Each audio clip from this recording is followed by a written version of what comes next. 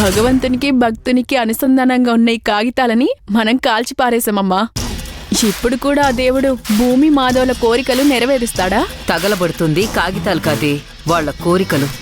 ఇప్పుడు ఇవి తగలబడుతున్నట్టే వాళ్ళ పచ్చని కాపురం కూడా తగలబడిపోవాలని మనం కూడా చీటీ రాద్దామా?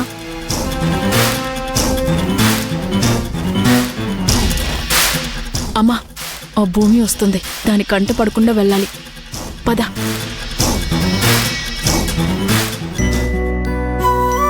మాధవ్ అలా కష్టపడుతుంటే నిజంగా నా గుండెలు పిండేసినట్టుగా అనిపించిందే. కానీ ఇప్పటికీ తనని వాళ్ళ అన్నయ్యని నేను అర్థం చేసుకోవాలని కోరుకుంటాడే తప్పితే నన్ను అర్థం చేసుకోవడానికి మాత్రం ప్రయత్నించడు.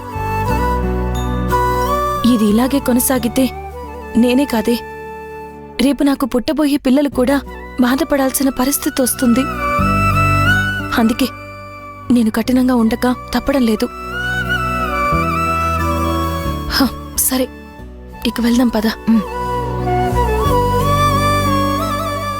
అన్నయ్య, వెళ్దాం పదన్నా.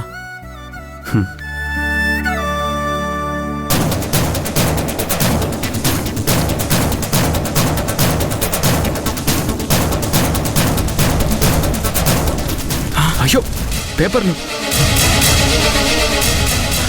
పకోడి, టవలిగు.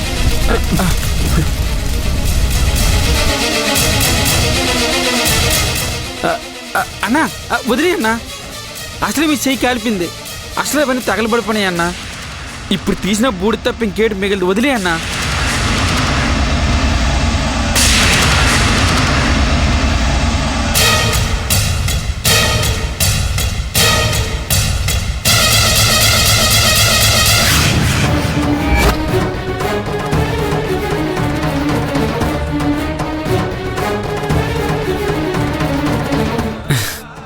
అన్నా, మీ కోరికలో న్యాయం ఉందన్నా.